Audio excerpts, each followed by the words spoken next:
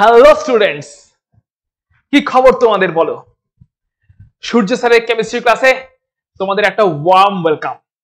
তোমরা দেখছো সোমস classroom YouTube channel. So আজকের ক্লাস শুরু করবার আগে একটা ইম্পর্টেন্ট কথা তোমাদের সাথে শেয়ার করার আছে। সেই ইম্পর্টেন্ট কথাটা হলো, আমি এখনো পর্যন্ত যতগুলো ভিডিওস আপলোড করেছি, তোমরা যে ভিডিওস গুলো দেখেছো, প্রায় 9টা ভিডিও আপলোড হয়ে গেছে। সেখানে কমেন্ট বক্সে আমি বেশ কিছু কমেন্টস এরকম পেয়েছিলাম, যারা বলছিলে যে ভিডিওর কোয়ালিটি বা অডিও কোয়ালিটি নিয়ে একটু হলেও একটু প্রবলেম ফেস করছিলে বা একটু হলেও একটু বেটারমেন্ট চাইছিলে। তো তোমাদের কমেন্টের কথা মাথায় রেখে সূর্য স্যার তার স্টুডিও ক্লাসরুমে একটা ইমপ্রুভমেন্ট আনার চেষ্টা করেছে, যেখানে নিশ্চয়ই তোমরা ফিল করতে পারছো লাইটিং একটু হলেও বেটার হয়েছে, ব্রাইটনেসও একটু হলেও বেটার হয়েছে, এবং at the same time audio কোয়ালিটিতেও একটা ভালো রকম ইমপ্রুভ হয়েছে। আমি দেখতে পাচ্ছি অডিও, আমার এখানে টেকনিক্যাল যা কিছু শো করছে, অডিওতে একটা ভালো রকম ইমপ্রুভমেন্ট আমি শো করছি, মানে আমি দেখতে পাচ্ছি। আর ভিডিও কোয়ালিটিতেও আমার মনে হয় ব্রাইটনেসের দিক থেকে, এইচডি কোয়ালিটির দিক থেকে এবং তার সঙ্গে লাইটিং এর দিক থেকে সব মিলিয়ে একটা ওভারঅল স্টুডিওটাতে আমি ইমপ্রুভমেন্ট করার চেষ্টা করেছি, টেকনিশিয়ানরা এসে করেছে। সো প্রথম তো তোমাদের এই কমেন্টটা চাই। আজকের ফার্স্ট কমেন্ট যে করবে তার থেকে বিশেষ করে চাই first comment, first second third, এই তিনটে কমেন্ট এক্সপেক্ট করছি যারা ক্লাসরুমের সেটআপটাকে নিয়ে অর্থাৎ টোটাল কোয়ালিটি নিয়ে একটু কমেন্ট রেখো। এটা আমি এক্সপেক্ট করছি যে ফার্স্ট তিনটে কমেন্ট যেন এই কমেন্টটা আসে যে ক্লাসরুমের কোয়ালিটি সম্পর্কে তোমরা কি ফিল করছো, যেখানে আমি চেষ্টা করেছি আমার তরফ থেকে যতটা ইমপ্রুভমেন্ট করা সম্ভব হয়, লাইটিং, ব্রাইটনেস, তার সঙ্গে এইচডি কোয়ালিটি, অডিও কোয়ালিটি, ঠিক আছে, সিনক্রোনাইজেশন, অডিও ভিডিও সিনক্রোনাইজেশন, এই সবটাতে একটা ইমপ্রুভমেন্ট করার চেষ্টা করেছি আমার স্টুডিও ক্লাসরুমটাতে। সো তোমাদের কেমন লাগলো বা ইমপ্রুভমেন্টটা কতটা ফিল করতে পেলে, একটু বেটার ফিল হচ্ছে কিনা, তো সেটা কিন্তু ফার্স্ট তিনটে কমেন্টে আজকে আমার চাই। সেটা হচ্ছে প্রথম কথা। আর কমেন্টের কথা যখন এলো তখন একটা কথা না বললেই নয়, তোমরা তো কমেন্টে মানে কি যাতা চালিয়ে রেখেছো পুরো একদম, মানে আগুন আর শুধু লাভ সাইন, হয় আগুন নয় হার্টের সাইন। সো কমেন্ট বক্স আমাকে খুব আপ্লুত করেছে, আমাকে খুব ভালোবাসা দিয়েছে, আর খুব ভালো লেগেছে আমাদের প্রত্যেককে। তার জন্য আমার তরফ থেকে আন্তরিকভাবে আমি ধন্যবাদ জানাচ্ছি যে তোমরা আমাকে এতটা ভালোবাসা দিয়েছো, কেমিস্ট্রি সাবজেক্টকে ভালোবাসা দিয়েছো। সো আমার খুব ভালো লেগেছে পার্সোনালি। সো এইরকমই ভাবে তোমরা সাবজেক্টটাকে ভালোবাসতে শিখো, সাবজেক্টটাকে ভালোবাসতে পারো। আমার থ্রু দিয়ে যদি এটা হতে পারে, এটার থেকে বড় আর রিওয়ার্ড আমার জন্য কিছু হতে পারে না। এবার কমেন্ট বক্সে তোমরা যেরকম ধোঁয়া উড়িয়ে রেখে দিয়েছো, ঠিক আছে, যা তোমরা করে রেখেছো কমেন্ট বক্সকে পুরো একদম আগুন আর প্রেম ভালোবাসা। তো আমি চেষ্টা করছি এখানে দাঁড়িয়ে, সূর্য স্যার আজকে তোমাদেরকে প্রমিস করছে যে সূর্য স্যার চেষ্টা করছে তোমাদের মনে যে আগুনের ফুলকিগুলো জমছে, আগুনের যে ফুলকিগুলো কমেন্ট বক্সে আমি দেখতে পাচ্ছি, সেই ফুলকিগুলোকে এক একটাকে দাবানলে পরিণত করে রাখবো। এক একটা ফুলকি যখন এক্সাম হলে গিয়ে ফাটবে, তখন বাকি সবার ফাটবে, এটা সূর্য স্যারের প্রমিস। সুতরাং সেইভাবেই ডেপথে গিয়ে শুধু সূর্য স্যার নয়, সোমস ক্লাসরুমের সমস্ত টিচার সেই একইভাবে ডেডিকেটেড এবং দায়বদ্ধ তোমাদের প্রতি। তোমরা নিশ্চয়ই এটা নতুন করে বলার কিছু নেই, তো এটা নিশ্চয়ই তোমরা ফিল করতে পারো, যে কারণে তোমাদের সবার কমেন্টে, সকলের কমেন্টে তোমরা আগুন অথবা লাভ সাইন এইগুলোই পোস্ট করে থাকো। কেউ কেউ হয়তো একটু সেলিব্রেশনের সাইন এগুলো পোস্ট করে থাকো, কারণ তোমাদের মনকে ছুঁয়ে যায় হচ্ছে এই ক্লাসরুমটা, তোমাদের মনের কাছাকাছি হচ্ছে এই ক্লাসরুমটা। তো সেই উদ্দেশ্য নিয়ে যাতে তুমি দাবানল হয়ে এক্সাম হলে রাজ করতে পারো, আগুনের ফুলকির মতন নয়, দাবানলের মতন এক্সাম হলে রাজ করতে পারো, 35 এ 35 আনতে পারো। তো তার জন্য আজকে ফার্দার আমরা কেমিক্যাল বন্ডিং যে চ্যাপ্টারটাতে ছিলাম সেখানটাতে কন্টিনিউ করব। তবে কন্টিনিউ করার আগে আরো একটা কথা বলে রাখি, চ্যাপ্টারটা শুরু করতে চলেছি আমরা মলিকুলার অরবিটাল থিওরি নিয়ে আজকে স্টার্ট করব। সো মলিকুলার অরবিটাল থিওরি নিয়ে যাদের এখন অবধি মনে ডাউটস রয়ে গেছে বা ক্লিয়ার হয়নি, তারা আজকের ভিডিওটা থেকে খুবই বেনিফিটেড হবে। তার আগে পর্যন্ত টপিকগুলো তো আমরা করে রেখেছি। সো চ্যাপ্টারটা শুরু করার আগে আরো একটা কথা তোমাদেরকে বলে রাখতে চাই, সেটা হচ্ছে যে তোমরা যে এই চ্যাপ্টার গুলোকে, মানে এই যে ক্লাসগুলোকে, যতগুলো ক্লাস এখন অবধি আপলোডেড হয়েছে, তোমরা যে ক্লাসগুলোকে ভালোভাবে দেখেছো তার একটা জেনুইন প্রুফ আমি পেয়েছি। মানে এটা আমাকে খুবই সারপ্রাইজ করেছে, এন্ড সেই জন্য আমার কাছে এটা মানে আনএক্সপেক্টেড একটা আমি কিছু কমেন্টস পেয়েছি। কেমন কমেন্টস? আমি দেখেছি আমি ক্লাসে পড়াতে পড়াতে যেরকম কোয়েশ্চেন জিজ্ঞেস করেছি তোমাদেরকে, তোমাদের মধ্যে অনেক স্টুডেন্ট চেষ্টা করেছে সেই কোয়েশ্চেন্স এর আনসার করতে কমেন্ট বক্সে, and that is amazing, just amazing. কারণ আমি এটা প্রথমবার ফিল করলাম যে কমেন্ট বক্সে কেউ আনসার করছে, তার মানেটা কি যে সে কতটা ইনভলভ, কতটা engage to the class, right? Comment বক্সে ঠিক আছে ভালো হয়েছে স্যার, বুঝতে পেরেছি স্যার, দারুণ ভিডিও হয়েছে স্যার, এগুলো দিস আর জেনারেল কমেন্টস, এগুলো তো খুবই ভালো কমেন্টস, কমপ্লিমেন্টেড কমেন্টস। কমপ্লিমেন্ট পেতে কোন টিচারের না ভালো লাগে? সকল টিচারেরই ভালো লাগে স্টুডেন্টের থেকে কমপ্লিমেন্ট পেতে। স্টুডেন্ট যদি তার পড়ানো বুঝতে পারে সেটা টিচারের কাছে সব থেকে বড় রিওয়ার্ড। কিন্তু তারপরেও তার মধ্যেও কিছু স্টুডেন্টের থেকে এরকম কমেন্ট পেয়েছে, আমার নামগুলো এক্ষুনি মনে নেই সকলের, আমার তোমাদের নামগুলো এক্ষুনি মনে পড়ছে না, কিন্তু আমি এটা বলতে চাই যে সমস্ত স্টুডেন্ট কমেন্ট বক্সে আনসার লিখে জানিয়েছো, and that is amazing, that is exceptional, মানে আলাদা লেভেল। কমেন্ট বক্সে এতটাই এনগেজিং ভাবে তোমরা ক্লাসটা করেছো, আনসার লিখে জানিয়েছো, এবং সেই কারণে আজকে থেকে একটা ট্রেন্ড শুরু করতে চলেছে সূর্য স্যার। সেটা হচ্ছে ক্লাসের মাঝখানে প্রত্যেককে বলছিল, প্রত্যেকের জন্য অ্যাপ্লিকেবল। যারা কমেন্ট করবে তারা যেরকম ক্লাসের ব্যাপারে ফিডব্যাক দিয়ে কমেন্ট করো যে ভালো হয়েছে বা খারাপ হয়েছে, বা স্যার একটু ভালো হলে ভালো হতো, বা স্যার এটা বুঝতে পারেনি, বা স্যার ওটা বুঝতে পারেনি, বা স্যার পড়ানো ভালো লেগেছে, যে যা কমেন্ট করছো তার সঙ্গে অবশ্যই ক্লাসে পড়াতে যে কোয়েশ্চেন্স গুলো করছি সেই কোয়েশ্চেন্স গুলোরও আনসারিং করার চেষ্টা করো। কারণ কোয়েশ্চেন্স এর আনসার কমেন্ট বক্সে আসা মানে এক তো তোমার আনসারটা আমি দেখতে পাচ্ছি তুমি কতটা ঠিক শিখছো বা ভুল শিখছো, আমার যেখানে মনে হবে একটু কারেকশনস করে দেওয়া দরকার আমি কারেকশনস করে দেবো। যেমন আমি আজকে ক্লাস শুরু করার আগে ওজোন মলিকুলের ফর্মাল চার্জটা একবার ক্যালকুলেট করে দেখিয়ে দেবো। তার কারণটা হচ্ছে ওজোন মলিকুলের ফর্মাল চার্জ কত হতে চলেছে সেটা নিয়ে বেশ কিছু কমেন্টস আমি পেয়েছি, যেখানে কিছু ঠিক আছে কিছু ভুল আছে, তো সেটা আমি একবার দেখে নেবো। আচ্ছা, দ্বিতীয় যেটা হচ্ছে সেটা বলতে চাইছি, তোমরা যখন কমেন্ট করবে তখন তোমাদের কমেন্টসটা দেখে যারা ঠিক কমেন্ট করছো তাদের কমেন্টটা দেখে অন্যান্য স্টুডেন্ট যারা হয়তো একটু অতটা বুঝতে পারেনি, একটু পিছিয়ে আছে, তারাও প্রচুর বেনিফিটেড হবে। কারণ তোমাদের একটা কারেক্ট কমেন্ট, তাই কমেন্ট করার আগে অবশ্যই কারেক্ট করে কমেন্ট করো, র্যান্ডম করে নিও, ভালো করে ক্যালকুলেশন করো, স্টাডি করো জায়গাটাকে, দিয়ে কমেন্টটা করো যে হ্যাঁ স্যার এটার আনসার এটা হবে। ঠিক আছে, ক্লাস করতে করতে দরকার হয় ভিডিওটাকে পজ করে ক্যালকুলেশন করে নাও, দিয়ে কমেন্ট করো যাই ক্যালকুলেশন লাগবে বা যাই কনসেপ্ট লাগবে, তো সেইটা করে করো। তাতে কি হবে, যারা পিছিয়ে আছে বা কোনো কারণে বুঝতে পারছে না তারাও যথেষ্ট বেনিফিটেড হবে, আর তোমরা যারা এগিয়ে আছো তারাও নিজেদের কমেন্ট থেকে ভেরিফাই করে নিতে পারবে হ্যাঁ আমি ঠিক কমেন্টটা করেছি কি করিনি। ক্লিয়ার? সো এরকমই বেশ কিছু কমেন্ট ছিল ওজোনের ফর্মাল চার্জ নিয়ে, তো সেইটা প্রথমে আজকে করে নি, ওজোনের ফর্মাল চার্জের ব্যাপারটা একটু দেখে নি, তারপরে আমরা আজকে মলিকুলার অরবিটাল থিওরিতে প্রসিড করছি।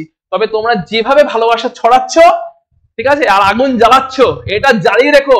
আর মাত্র 20-25 দিন বাকি আছে, এই 20-25 দিন শুধু ভালোবাসা ছড়াও সাবজেক্টের প্রতি, আর আগুন জ্বালাও নিজের খাতাতে নিজের প্র্যাকটিসে। ঠিক আছে, তো এটা যদি চালু রাখো কেউ আটকাতে পারবে না, nobody can stop.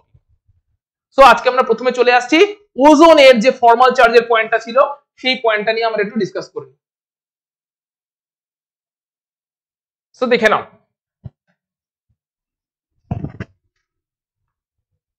O3 ozone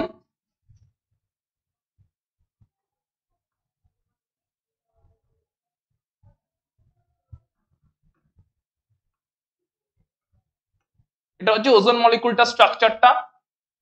এমনিতেই অক্সিজেনের উপরে দুটো করে লোন পেয়ার থাকে, বাট প্লাস চার্জ থাকা মানে একটা লোন পেয়ার কম আছে, আর মাইনাস চার্জ থাকা মানে একটা লোন পেয়ার বেশি আছে। যেখানে কোনো চার্জ নেই সেখানে লোন পেয়ার দুটো আছে। তো যেরকম ইউজুয়ালি অক্সিজেনের উপরে লোন পেয়ার থাকে, অক্সিজেনের উপরে নরমালি দুটো লোন পেয়ার থাকে। ঠিক আছে, অক্সিজেন অ্যাটমটাতে নরমালি যখন সেটা বন্ড করে অক্সিজেন অ্যাটম যখন বন্ড করে তখন সেখানে ইউজুয়ালি দুটো লোন পেয়ার থাকে। তো এখানে দুটো লোন পেয়ার আছে, এখানে প্লাস চার্জ আছে মানে একটা লোন পেয়ার ইউটিলাইজ হয়ে গেছে বন্ড ফরমেশনে, তাই লোন পেয়ারটা কম আছে। আর এখানে মাইনাস চার্জ আছে মানে একটা লোন পেয়ার এক্সট্রা আছে। ঠিক আছে, মাইনাস চার্জ ফর্মে একটা লোন পেয়ার এখানে এক্সট্রা আছে। সো ফর্মাল চার্জের ফর্মুলাটা কি আমরা একবার রিকল করে নিই। Formal charge is equal to valence electron minus non bonding electron minus bonding electron divided by 2। ঠিক আছে, বন্ডিং ইলেকট্রন যতগুলো আছে ডিভাইডেড বাই 2, এটা হচ্ছে ফর্মাল চার্জের আমাদের ফর্মুলা। সো ভ্যালেন্স ইলেকট্রন কতগুলো আছে, minus non bonding electron minus bonding electron by 2। So আমরা তিনটে অক্সিজেনকে মার্ক করে দিচ্ছি। ওকে, তিনটে অক্সিজেনকে মার্ক করে দিচ্ছি, এটাকে দিচ্ছি অক্সিজেন নাম্বার 1, এটা বলছি অক্সিজেন নাম্বার 2, এটা বলছি অক্সিজেন নাম্বার 3। ওকে, তাহলে প্রথমে আমরা অক্সিজেন 1 এর জন্য ক্যালকুলেট করতে চলেছি। অক্সিজেন 1 এর জন্য অক্সিজেন 1 এ ভ্যালেন্স ইলেকট্রন কটা আছে, অক্সিজেনের কনফিগারেশনটা আমরা একবার দেখে নিই। অক্সিজেনের কনফিগারেশন নিশ্চয়ই এখন ওকে, 1s2 2s2 2p4, 1s2 2s2 2p4 মানে ভ্যালেন্স ইলেকট্রন 6টা, 2s2 2p4। So valence electron আছে 6টা, তাহলে অক্সিজেনের valence electron 6 minus non bonding electron, নন বন্ডিং মানে যারা বন্ডিং এ পার্টিসিপেট করেনি। তো বলে তো lone pair. So lone pair কটা আছে, একটা দুটো তিনটে চারটে মানে লোন পেয়ার আছে দুটো, তো টোটাল আছে চারটে। লোন পেয়ার আছে দুটো, টোটাল মানে চারটে। দুটো লোন পেয়ার মানে চারটে non bonding electron, minus bonding electron কটা আছে? তো দুটো বন্ড তৈরি করেছে, এক একটা বন্ড মানে দুটো করে ইলেকট্রন। দুটো বন্ড তৈরি করেছে, এক একটা বন্ড মানে দুটো করে ইলেকট্রন। সো টোটাল চারটে ইলেকট্রন আছে, চারটে ইলেকট্রন আছে বন্ডিং এ, divided by 2, so that becomes 6 minus 4 minus 2, that is 0. so এই অক্সিজেন নাম্বার 1 এর ফর্মাল চার্জ হচ্ছে 0। সেম ওয়েতে অক্সিজেন নাম্বার 2 এর ফর্মাল চার্জ বার করতে চলেছি। সো অক্সিজেন 2 ভ্যালেন্স ইলেকট্রন তো সেমই থাকবে, 2s2 2p4, ভ্যালেন্স ইলেকট্রন তো 2s2 2p4, সো 6টা ভ্যালেন্স ইলেকট্রন তো থাকবেই, 6 ভ্যালেন্স ইলেকট্রনস, ঠিক আছে, 2s2 2p4। সো সবকটা অক্সিজেনেরই কিন্তু ভ্যালেন্স ইলেকট্রন নাম্বার 6, মাইনাস এখানে নন বন্ডিং কটা? দেখো লোন পেয়ার একটাই আছে, মানে নন বন্ডিং দুটো। লোন পেয়ার একটাই, একটা লোন পেয়ার মানে দুটো নন বন্ডিং ইলেকট্রন, একটা লোন পেয়ার মানে দুটো non bonding electron. So -2 minus bonding electron কটা? দেখো এখানে তিনটে বন্ড আছে, 2 নাম্বার অক্সিজেন তিনটে বন্ডে বন্ডেড, এদিকে দুটো এদিকে একটা, তিনটে বন্ড মানে কটা ইলেকট্রন? তিনটে বন্ড মানে 6টা ইলেকট্রন। সো 6টা bonding electron divided by 2, so that becomes 6 minus 2 minus 3, so কত হচ্ছে? 6 minus 2 minus 3, that is +1, +1. so second অক্সিজেনের ফর্মাল চার্জ হচ্ছে +1. now coming to the third oxygen, O3, 3 number অক্সিজেনটার বলছি। so ভ্যালেন্স ইলেকট্রন তো 6 minus, এখন নন bonding কটা? নন bonding total 6টা আছে, so নন বন্ডিং হচ্ছে 6টা, -6 মাইনাস বন্ডিং কটা? বন্ডিং হচ্ছে একটাই বন্ড পেয়ার মানে দুটোই bonding electron divided by 2, so that becomes -1. Clear? তাহলে ফার্স্ট অক্সিজেনের উপরে কোনো ফর্মাল চার্জ নেই, ক্লিয়ারলি ডাবল বন্ডের অক্সিজেন কোনো ফর্মাল চার্জ নেই, zero formal charge. Second oxygen তার উপরে একটা প্লাস চার্জ আছে দেখতেই পাচ্ছি, সো কারণ ফর্মাল চার্জ হচ্ছে +1, দেখতেই পাচ্ছি ট্যালি হয়ে গেছে পুরো ব্যাপারটা। আর 3 নাম্বার অক্সিজেনে একটা মাইনাস চার্জ আছে, সো ক্লিয়ারলি দেখতে পাচ্ছি এখানে -1 হয়েছে তোমার ফর্মাল চার্জ। ভ্যালেন্স ইলেকট্রন সবকটাতেই 6 ছিল, বন্ডিং ইলেকট্রন আর নন বন্ডিং ইলেকট্রন ভ্যারি করেছে। প্রথমটাতে বন্ডিং ইলেকট্রন চারটে, নন বন্ডিং ও চারটে, এই যে চারটে নন বন্ডিং ইলেকট্রন আর দুটো বন্ডের থ্রু দিয়ে চারটে বন্ডিং ইলেকট্রন, দুটো বন্ড মানে চারটে বন্ডিং ইলেকট্রন। আচ্ছা মাঝেরটাতে নন বন্ডিং কটা? এই যে একটা দুটো, একটা লোন পেয়ার, সো দুটো নন বন্ডিং ইলেকট্রন। আর বন্ডিং ইলেকট্রন কটা? তিনটে বন্ড মানে 6টা বন্ডিং ইলেকট্রন মাঝেরটার জন্য। আর 3 নাম্বারটার জন্য বন্ডিং ইলেকট্রন কটা? এই একটাই বন্ড মানে দুটো বন্ডিং ইলেকট্রন, আর বাকি 6টা হচ্ছে non bonding electron. So non bonding electron 6টা মাইনাস বন্ডিং ইলেকট্রন ছিল দুটো। সো ফর্মুলায় পুট করা হয়েছে এইভাবে। ওজোন মলিকুলের তিনটে অক্সিজেন অ্যাটমের ফর্মাল চার্জ তোমাদের সামনে বোর্ডে একদম পুরোপুরি ক্লিয়ার। সো হোপফুলি যারা ঠিক বার করেছিলে তাদেরকে কনগ্রাচুলেশনস, যারা অনেকেই ঠিক বার করেছো, ঠিকঠাক আনসার দিয়েছো। আর দুই একজনের আনসার আমি দেখেছি একটু ভুল হয়েছিল, তো তারা এখান থেকে দেখে নিতে পারো যে কেমন করে কারেক্ট আনসারটা বার করতে হবে, যে ওজোন মলিকুলের অক্সিজেনের ফর্মাল চার্জ কেমন। ওজোন কেন, যে কোনো মলিকুল যদি দেওয়া হয়, সো দিস ইজ দা আমাদের ফর্মুলা, যেটার উপর বেস করে তোমাদের ফর্মাল চার্জটা ক্যালকুলেট করতে হবে। হোপফুলি এখানে ফর্মাল চার্জের পুরো পয়েন্টটা ক্লিয়ার। ওকে ফাইন, আমরা তাহলে চলে যাচ্ছি খুব তাড়াতাড়ি কেমিক্যাল বন্ডিং এর একদম লাস্ট টপিকে, যেটা হচ্ছে মলিকুলার অরবিটাল থিওরি। ঠিক আছে, যে টপিকটার জন্য তোমরা অনেকেই আমি জানি একদম অধীর আগ্রহে অপেক্ষা করছো, এন্ড বারবার কমেন্টে জিজ্ঞেস করছে স্যার আর কটা পার্ট আসবে। সো বেসিক্যালি লাস্ট দুটো পার্ট আসতে চলেছে, যেখানে আমরা মলিকুলার অরবিটাল থিওরি সম্পর্কে একদম ডিপলি ফোকাস করতে চলেছি। ওকে ফাইন, তাহলে দেখা যাক মলিকুলার অরবিটাল থিওরি কি বলছে। সো এর বাংলাটা হচ্ছে মলিকুলার অরবিটাল থিওরি বা আণবিক কক্ষক তত্ত্ব। ঠিক আছে, মলিকুলার অরবিটাল থিওরি বা আণবিক কক্ষক তত্ত্ব।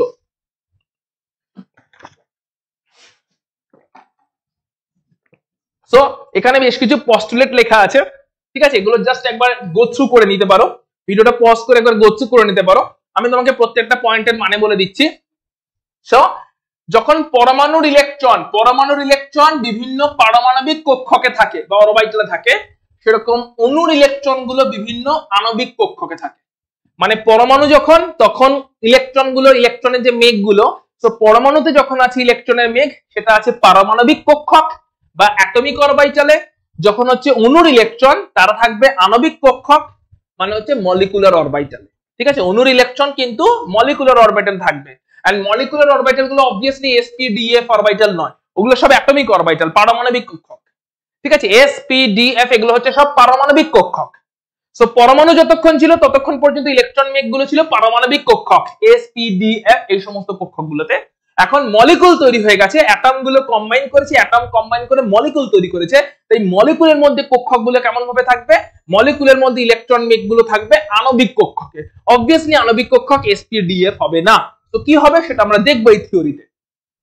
তো আণবিক কক্ষকে বা মলিকুলার অরবিটালে অণুর ইলেকট্রন গুলো থাকবে। আচ্ছা, পারমাণবিক আণবিক কক্ষক কেমন করে তৈরি হবে?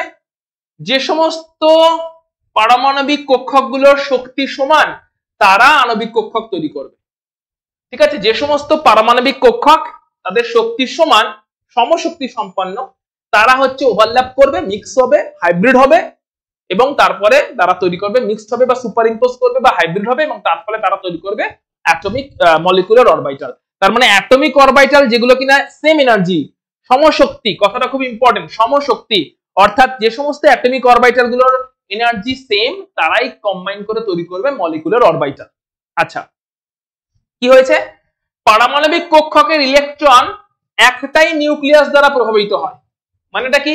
যে একটা পরমাণুর কেন্দ্রে থাকে একটাই নিউক্লিয়াস, তাই ইলেকট্রন গুলোকে কন্ট্রোল করে একটাই নিউক্লিয়াস। কিন্তু অণু যখন বলছি, অণুতে কি একটা নিউক্লিয়াস আছে?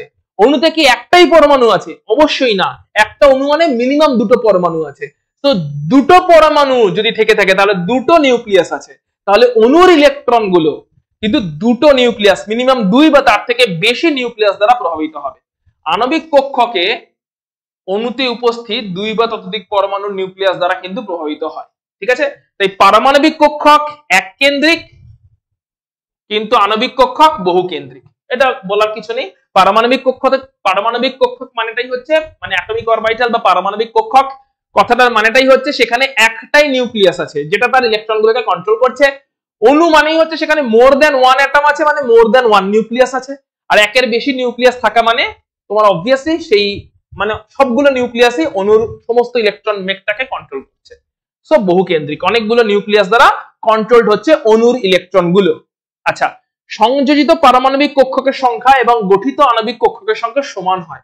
সেই পয়েন্টটা খুব ইম্পর্টেন্ট। যতগুলো অ্যাটমিক অরবিটাল কম্বাইন করবে অতগুলোই মলিকুলার অরবিটাল তৈরি হবে। যদি দুটো অ্যাটমিক অরবিটাল কম্বাইন করে দুটো মলিকুলার অরবিটাল তৈরি হবে। যদি তিনটে অ্যাটমিক অরবিটাল কম্বাইন করে তিনটে মলিকুলার অরবিটাল তৈরি হবে। যদি চারটে অ্যাটমিক অরবিটাল কম্বাইন করে চারটে মলিকুলার অরবিটাল তৈরি হবে। সো যতগুলো অ্যাটমিক অরবিটাল কম্বাইন করবে ততগুলোই মলিকুলার অরবিটাল তৈরি হবে। কিন্তু এই মলিকুলার অরবিটাল গুলোর মধ্যে কিছু হবে হচ্ছে বন্ডিং মলিকুলার অরবিটাল যাদের এনার্জি কম হবে, কিছু হবে অ্যান্টি বন্ডিং মলিকুলার অরবিটাল যাদের এনার্জি বেশি হবে।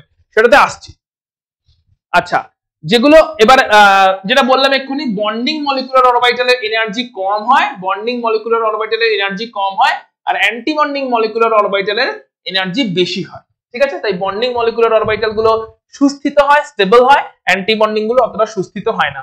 মানে মেন জিনিসটা কি দাঁড়ালো, যখন অ্যাটমিক অরবিটাল বা পারমাণবিক কক্ষক গুলো কম্বাইন করবে, ওভারল্যাপ করবে, দিয়ে বন্ড তৈরি করবে, সেই অবস্থায় ওভারল্যাপের সময় যতগুলো পারমাণবিক কক্ষক কম্বাইন করছে, যতগুলো অ্যাটমিক অরবিটাল কম্বাইন করছে অতগুলোই মলিকুলার অরবিটাল তৈরি হবে। যতগুলো পারমাণবিক কক্ষক কম্বাইন করছে অতগুলোই কিন্তু তোমার আণবিক কক্ষক তৈরি হবে। কিন্তু যতগুলো আণবিক কক্ষক এইভাবে তৈরি হলো তাদের সবার এনার্জি কিন্তু সমান হবে না, সবার এনার্জি কিন্তু সেম হবে না। কারণ এনার্জি কম হবে, যাদের এনার্জি কম তাদেরকে বলবো আমরা বন্ডিং মলিকুলার অরবিটাল, যাদের এনার্জি বেশি হবে তাদেরকে বলবো আমরা অ্যান্টি বন্ডিং মলিকুলার অরবিটাল। এই বন্ডিং মলিকুলার অরবিটালের এনার্জি কম হওয়ার জন্য সেগুলো বেশি স্টেবল হয়, অ্যান্টি বন্ডিং এর মলিকুলার এনার্জি বেশি হওয়ার জন্য সেগুলো একটু কম স্টেবল হয়। ঠিক আছে, তার মানে পারমাণবিক কক্ষক গুলো কম্বাইন করে আণবিক কক্ষক তৈরি করে, কিন্তু আণবিক কক্ষক গুলোর এনার্জি সেম হয় না। কারোর এনার্জি কম হয় বন্ডিং মলিকুলার অরবিটাল সেগুলো, কারোর এনার্জি বেশি হয় অ্যান্টি বন্ডিং মলিকুলার অরবিটাল সেগুলো। এইভাবে তৈরি হয়। তো অণুর নিউক্লিয়াসের চারদিকে ইলেকট্রন সম্ভাব্য বিতরণ একটি আণবিক কক্ষক দ্বারা বোঝানো হয়। তাহলে কক্ষকের মানেটাই হচ্ছে যে নিউক্লিয়াসের চারপাশে কতটা মোস্ট প্রবাবল বা সম্ভাব্য জায়গা জুড়ে, সম্ভাব্য অঞ্চল জুড়ে ইলেকট্রনের মেঘটা বিস্তৃত থাকতে পারে। ঠিক আছে, সব কক্ষক কথাটা মানেটাই হচ্ছে, কক্ষকটা হচ্ছে মোস্ট প্রবাবল রিজিয়ন, সব থেকে সম্ভাব্য অঞ্চল, ত্রিমাত্রিক অঞ্চল, সব থেকে সম্ভাব্য ত্রিমাত্রিক অঞ্চল যেখানে ইলেকট্রন মেঘকে খুঁজে পাওয়ার সম্ভাবনা সর্বোচ্চ। সেটা পরমাণুর জন্য হলে পারমাণবিক কক্ষক, অণুর জন্য হলে আণবিক কক্ষক। মানে একটা পরমাণুর নিউক্লিয়াসের চারপাশে যে ত্রিমাত্রিক রিজিয়নে একটা ইলেকট্রন মেঘকে খুঁজে পাওয়ার সম্ভাবনা সর্বোচ্চ সেটা ছিল পারমাণবিক কক্ষক।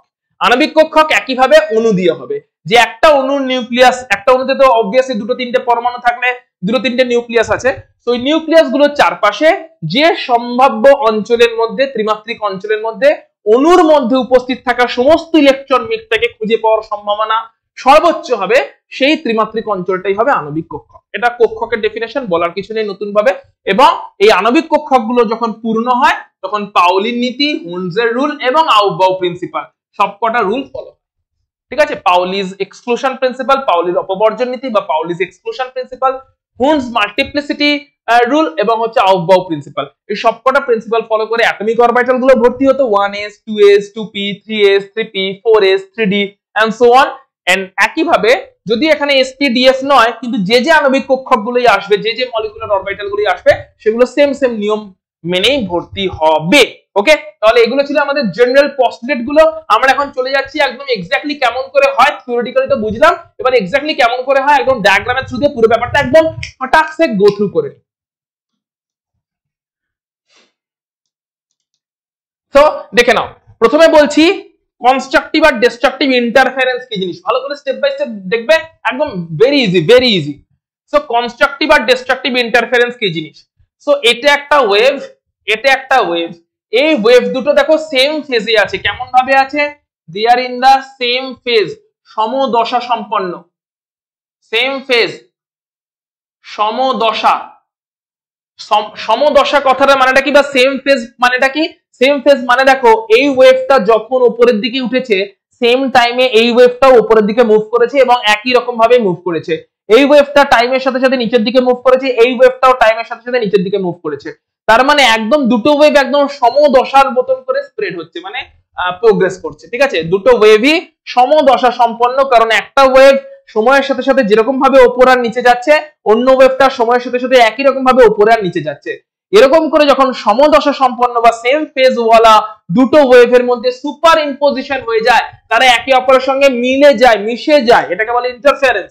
ঠিক আছে, সুপার ইম্পোজিশন হয়ে যায়, তখন যে রেজাল্টেন্ট ওয়েভটা পাওয়া যায় সেটাতে ভালো রকম একটা অ্যামপ্লিটিউডের ইনক্রিজ হয়ে যায়, অর্থাৎ ওয়েভটা অনেকটা বেশি জায়গা জুড়ে ছড়িয়ে পড়ে। ঠিক আছে, ওয়েভের ডেনসিটি বলো, ওয়েভের অ্যামপ্লিটিউড বলো, বেড়ে যায়। দেখতেই পাচ্ছ এখানে অ্যামপ্লিটিউডের যা সাইজ ছিল, এখানে অ্যামপ্লিটিউডের যা সাইজ ছিল, এখানে অ্যামপ্লিটিউড ক্লিয়ারলি দেখতে পাচ্ছ বেড়ে গেছে। সো ওয়েভের অ্যামপ্লিটিউড বেড়ে যায়। কখন ওয়েভের অ্যামপ্লিটিউড বেড়ে যায়? যখন সমদশা সম্পন্ন দুটো ওয়েভ একে অপরের সঙ্গে ওভারল্যাপ করে। এখানে দেখতে পাচ্ছি দুটো ওয়েভ একই রকম ভাবে একে অপরের উপরে সুপার ইম্পোজ করেছে, কিন্তু এরা সমদশা সম্পন্ন নয়, এরা অপোজিট ফেজে আছে, এরা অপোজিট ফেজে আছে, অর্থাৎ এরা অসমদশা সম্পন্ন।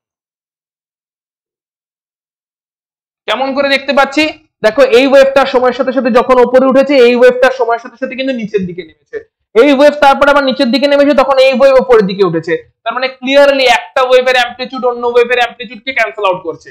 ঠিক আছে, যে টাইমে একটা ওয়েভ উপরের দিকে যাচ্ছে, সেম টাইম ফ্রেমে অন্য ওয়েভটা নিচের দিকে মুভ করছে। তার মানে ক্লিয়ারলি একটা ওয়েভের অ্যামপ্লিটিউড অন্য ওয়েভের অ্যামপ্লিটিউডকে ক্যান্সেল আউট করছে। যদি এরকম করে ক্যান্সেল আউট করে যায়, সেটাকে আমরা বলি ডিস্ট্রাকটিভ ইন্টারফারেন্স। অর্থাৎ ওয়েভ দুটো সুপার ইম্পোজ তো করলো, কিন্তু তারা যেহেতু অসমদশা সম্পন্ন ছিল, অপোজিট ছিল, বিপরীত দশা সম্পন্ন ছিল, এবং সেই কারণে যখন সুপার ইম্পোজিশনটা হলো, যখন একে অপরের সঙ্গে মিশে গেল, তখন একটা ওয়েভের ম্যাগনিটিউড, একটা ওয়েভের তোমার কি বলে অ্যামপ্লিটিউড, একটা ওয়েভের অ্যামপ্লিটিউড অন্য ওয়েভটাকে ক্যান্সেল আউট করে দিল। তাই যে রেজাল্টেন্ট ওয়েভটা এখন পাওয়া গেল, রেজাল্টেন্ট ওয়েভটা পাওয়া গেল, সেটাতে দেখা যাচ্ছে কোনো অ্যামপ্লিটিউড নেই, অর্থাৎ ওয়েভটা অলমোস্ট ডিমিনিশড হয়ে গেছে, ওয়েভটা পুরোপুরিভাবে ভ্যানিশড হয়ে গেছে, ওয়েভটার এক্সিস্টই করছে না। এখান থেকে আমরা কি বলতে পারি, কেন ওয়েভটা নিয়ে বললাম? কেউ কেউ হয়তো আন্দাজ করেছে, যারা যারা আন্দাজ করেছে আবার কমেন্ট বক্সে চাই, যেখানে ওয়েভ নিয়ে আমি কেন বললাম, একটা বা দুটো ওয়ার্ডের মধ্যে কমেন্ট বক্সে বলতে হবে যে আমি ওয়েভের এই ইন্টারফারেন্সটা কেন স্টার্ট করলাম, কেন কেন কেন, জবাব চাই, জবাব দিতে হবে তোমাকে। আনসার করে কমেন্ট বক্সে জানাও, আমি তোমার থেকে জবাব চাইছি, উত্তর চাইছি। তোমার এনগেজমেন্টে বাড়বে, তোমার মাথায় ক্লিয়ার হয়ে যাবে কনসেপ্টটা। যারা যারা বুঝতে পারছে না তারাও তোমার কমেন্ট করে নিশ্চয়ই বুঝতে পেরে যাবে। সো আমি তো ডিসকাস করতেই থাকবো। সো যখন দেখা যাচ্ছে সমদশা সম্পন্ন দুটো ওয়েভ, তখন কি হচ্ছে, তারা যখন সুপার ইম্পোজ করছে তখন অ্যামপ্লিটিউডটা বেড়ে যাচ্ছে, কিন্তু যখন বিপরীত দশা সম্পন্ন দুটো ওয়েভ সুপার ইম্পোজ করছে তখন অ্যামপ্লিটিউডটা কমে যাচ্ছে, অ্যামপ্লিটিউড কমে গিয়ে পুরোপুরি ডিস্ট্রয় হয়ে যাচ্ছে। তাই যখন অ্যামপ্লিটিউড বেড়ে যায় তখন আমরা বলে থাকি এই অবস্থায় কনস্ট্রাকটিভ ইন্টারফারেন্স হয়েছে।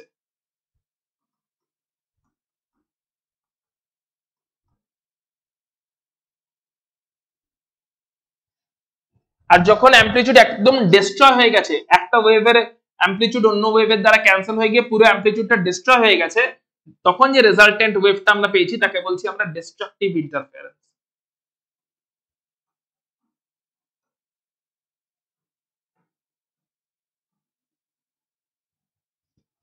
সো তোমাদের জন্য ফার্স্ট কোয়েশ্চেন, কেন আমি ওয়েভের কথা তুললাম? সো নিশ্চয়ই যারা যারা আনসার করার অলরেডি কমেন্ট বক্সে আনসার করে দিয়েছে, সো আমি আনসারটা রিভিল করছি। কেন ওয়েভের কথা এলো? কারণ ইলেকট্রন একটা তরঙ্গ, ইলেকট্রন একটা মেঘ, একটা স্থির তরঙ্গের মতন আচরণ করে। এটা আমরা অলরেডি পরমাণুর গঠন চ্যাপ্টারে পড়েছি যে ইলেকট্রন হচ্ছে এক ধরনের তরঙ্গ, স্থির তরঙ্গ। ঠিক আছে, তো স্থির তরঙ্গ যেহেতু আছে, তার মানে ইলেকট্রনের যে কক্ষকগুলো, ওই কক্ষকগুলো একে অপরের সঙ্গে যখন ওভারল্যাপ করবে তখন এরকম সিমিলার সিচুয়েশন হতে পারে যে কক্ষকগুলো যখন ওভারল্যাপ করছে তখন তারা সমদশা সম্পন্ন হতে পারে অথবা বিপরীত দশা সম্পন্ন হতে পারে। কক্ষকগুলো ওভারল্যাপ করার সময়, কারণ কক্ষকগুলোর মধ্যে ইলেকট্রন মেঘগুলো আছে যারা কিনা কিভাবে আছে, যারা কিনা স্থির তরঙ্গ রূপে আছে। তো স্থির তরঙ্গ রূপে ছড়িয়ে থাকা ইলেকট্রন মেঘগুলো যেগুলো কিনা বিভিন্ন কক্ষকের মধ্যে উপস্থিত আছে, সেই কক্ষকগুলো, পারমাণবিক কক্ষকগুলো যখন ওভারল্যাপ করবে, দিয়ে আণবিক কক্ষক তৈরি করবে, তখন সেই ওভারল্যাপ সমদশা সম্পন্ন বা বিপরীত দশা সম্পন্ন ভাবে হতে পারে, সেম ফেজ অর অপোজিট ফেজে হতে পারে। সো সিচুয়েশন কেমন হবে তখন দেখে যাওয়া যাক। যদি ইলেকট্রন ওভারল্যাপ করে, ইলেকট্রন যদি ওভারল্যাপ করে, ইলেকট্রন মেঘ, ইলেকট্রন ক্লাউড, তারা যদি ওভারল্যাপ করে কেমন হবে দেখে নেওয়া যাক। এটা হচ্ছে 1s অরবিটাল, নিউক্লিয়াস আছে 1s অরবিটাল, যেখানে কিনা প্লাস দশাতে আছে অরবিটালটা। এখানে প্লাস লিখেছি মানে কি এরকম ভাববে না যে নিউক্লিয়াস, নিউক্লিয়াসের চারপাশে ইলেকট্রনের মেঘ, ইলেকট্রনের মেঘের সাইন তো নেগেটিভ হওয়ার কথা, কারণ ইলেকট্রন তো নেগেটিভ চার্জ যুক্ত। এই প্লাসটা নেগেটিভ সাইন নয়, এটা কিন্তু চার্জ বোঝাচ্ছে না, এটা দশা বোঝাচ্ছে। সো এখানে প্লাস বা মাইনাস, এই সাইনটার উদ্দেশ্য হচ্ছে এটা দশা বোঝাচ্ছে, তরঙ্গটা দশা বা ফেজ মিন করছে, এটা চার্জ মিন করছে না। মনে রাখতে হবে এটা তরঙ্গটা দশা বা ফেজ মিন করছে। মানে এখানে এস তরঙ্গ যেটা আছে, মানে এস অরবিটাল যেটা আছে, এস অরবিটালের মধ্যে যে ইলেকট্রন মেঘটা আছে সেটা পজিটিভ দশাতে আছে, পজিটিভ ফেজে আছে, চার্জ নয়। চার্জ তো ইলেকট্রন ক্লাউডের সব সময়তেই নেগেটিভ চার্জ, ইলেকট্রন ক্লাউডের চার্জ অলওয়েজ নেগেটিভ। কিন্তু এখন ওই নেগেটিভ চার্জ ইলেকট্রন ক্লাউডটা, নেগেটিভ চার্জের ইলেকট্রন ক্লাউডটা যখন এই 1s অরবিটালের মধ্যে প্রেজেন্ট আছে তখন সেটা পজিটিভ ফেজে আছে, পজিটিভ দশাতে আছে। ঠিক আছে, সো দুটো পজিটিভ ফেজ যারা কিনা সেম ফেজে আছে, দুটো পজিটিভ ফেজের 1s অরবিটাল, দুটো পজিটিভ ফেজের 1s অরবিটাল যদি একে অপরের সঙ্গে ওভারল্যাপ হয় তাহলে কি রকম ওভারল্যাপটা দেখতে লাগবে? তাহলে এখানে হবে হচ্ছে basically constructive interference. Constructive interference হলে কি হয়?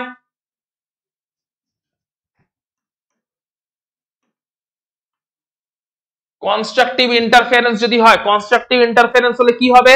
কনস্ট্রাকটিভ ইন্টারফারেন্স হলে অ্যামপ্লিটিউডটা বেড়ে যায়। আমরা একটু আগেই পড়েছি অ্যামপ্লিটিউডটা বেড়ে যায়, অর্থাৎ যে ওয়েভগুলো সমদশা সম্পন্ন তারা যখন কনস্ট্রাকটিভ ইন্টারফারেন্স করে তখন রেজাল্টেন্ট যে ওয়েভটা তৈরি হয় সেখানে ইলেকট্রনের ক্লাউড তাহলে বাড়বে, ইলেকট্রনের ডেনসিটি তাহলে বাড়বে। তাই এখানে আমরা ক্লিয়ারলি দেখতে পাচ্ছি এখন এটা অণু তৈরি হয়ে গেছে।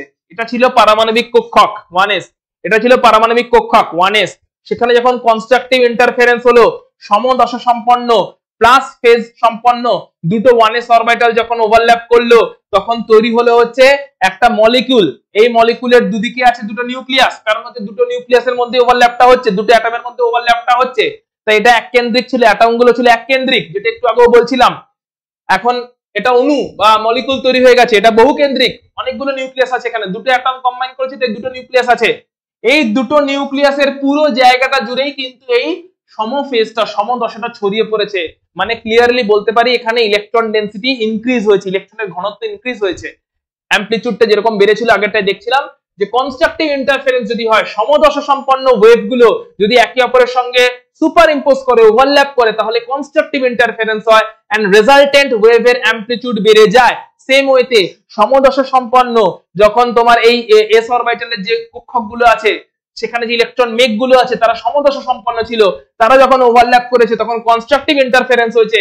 আর কনস্ট্রাকটিভ ইন্টারফারেন্স হওয়ার জন্য কি হয়েছে, যে নিউক্লিয়াসের চারপাশে যে অণুটা তৈরি হয়েছে সেই অণুটাতে নিউক্লিয়াসের চারপাশে পুরো জায়গাটা জুড়েই ইলেকট্রনের ঘনত্ব কিন্তু বিস্তৃত হয়ে গেছে, অর্থাৎ ইলেকট্রনের ঘনত্ব বৃদ্ধি পেয়েছে। নিউক্লিয়াসের চারপাশে ইলেকট্রনের ঘনত্ব বৃদ্ধি পেয়েছে কারণ ওখানে কনস্ট্রাকটিভ ইন্টারফারেন্সটা হয়েছিল। যদি এটা অসমদশা সম্পন্ন বা বিপরীত দশা সম্পন্ন হতো, যেমন যেমন এটা হচ্ছে প্লাস ফেজে আছে, ধরলাম আমি যে এই 1s কক্ষকটা প্লাস ফেজে আছে, কিন্তু এই 1s কক্ষকটা আমি ধরলাম মাইনাস ফেজে আছে।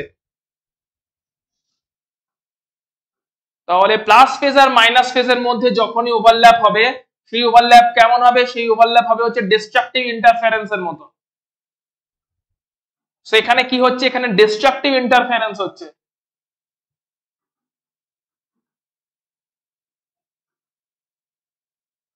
ডিস্ট্রাকটিভ ইন্টারফারেন্স হচ্ছে। সো ডিস্ট্রাকটিভ ইন্টারফারেন্স যখন হচ্ছে তখন ক্লিয়ারলি ওয়েভ ডিমিনিশ হয়ে যাচ্ছে। অসম দশা সম্পন্ন বা বিপরীত দশা সম্পন্ন ওয়েভ গুলো যখন একে অপরের সঙ্গে সুপার ইম্পোজ করছে, ওভারল্যাপ করছে, তখন কিন্তু তাদের মধ্যে আর ওয়েভটার অ্যামপ্লিটিউড বাড়ছে না, ওয়েভটা কিন্তু আস্তে আস্তে ডিমিনিশ হয়ে যাচ্ছে। এখানেও সেম জিনিস হবে। সেই যে অণুটা তৈরি হলো, অণুটাতে নিউক্লিয়াসের মাঝখানে কিন্তু কোনো ওয়েভ ডেনসিটি এলো না। দেখো টোটাল ওয়েভ ডেনসিটিটা, টোটাল ইলেকট্রন ক্লাউডের ডেনসিটিটা নিউক্লিয়াস থেকে দূরের দিকে চলে গেছে। সো নিউক্লিয়াস থেকে যেহেতু দূরের দিকে চলে গেছে টোটাল ইলেকট্রনের ক্লাউডটা, অর্থাৎ আমরা ক্লিয়ারলি বলতে পারছি নিউক্লিয়াসের দুটোর মাঝখানে যে অ্যাটম দুটো কম্বাইন করলো, ওই অ্যাটম দুটোর নিউক্লিয়াসের মাঝখানে, ঠিক আছে, এই অ্যাটমটা কম্বাইন করেছে, এই অ্যাটমটা কম্বাইন করেছে, সো এদের নিউক্লিয়াসের মাঝখানের অঞ্চলটাতে কিন্তু কোনো ইলেকট্রন ডেনসিটি আসেনি। মানে নিউক্লিয়াসের মাঝখানের রিজিয়ন থেকে কিন্তু ইলেকট্রনের ওয়েভ ভ্যানিশ হয়ে গেছে, ডিমিনিশ হয়ে গেছে, কারণ তারা একে অপরকে ক্যান্সেল আউট করে দিয়েছে, কারণ তারা অসম দশা সম্পন্ন ছিল বা বিপরীত দশা সম্পন্ন ছিল। একজন প্লাস ফেজে ছিল, একজন মাইনাস ফেজে ছিল। তাহলে এবার বুদ্ধি করে বলো, নেক্সট কোশ্চেন তোমাদের জন্য কমেন্ট বক্স অপেক্ষা করছে। নেক্সট কোশ্চেন, সব বুদ্ধি করে বলবে, লেভেলটা বাড়াও, লেভেল বাড়াও, বুদ্ধি লাগাও, ঠিক আছে, বুদ্ধি করে বলো উপরের কেস আর নিচের কেস কোনটা বন্ডিং মলিকুলার অরবিটাল, কোনটা অ্যান্টি বন্ডিং মলিকুলার অরবিটাল, কে বলবে দেখি। ফার্স্ট কমেন্ট কার আসবে? ঠিক আছে, তো দেখা যাক কে ঠিকঠাক কমেন্ট করছে। কোনটা বন্ডিং মলিকুলার অরবিটাল, কোনটা অ্যান্টি বন্ডিং মলিকুলার অরবিটাল তৈরি হচ্ছে বলো। সো কোনটা কোন অরবিটাল তৈরি হচ্ছে? সো ক্লিয়ারলি যেখানে কনস্ট্রাকটিভ ইন্টারফারেন্স হয়েছে সেখানে ইলেকট্রনের ঘনত্ব বৃদ্ধি পেয়েছে। নিউক্লিয়াসের মাঝখানে ইলেকট্রনের ঘনত্ব বৃদ্ধি পাওয়া, নিউক্লিয়াস গুলোর মাঝখানে ইলেকট্রনের ঘনত্ব বৃদ্ধি পাওয়া মানে সেখানে ডেফিনেটলি বন্ড ফরমেশনকে ইঙ্গিত করছে।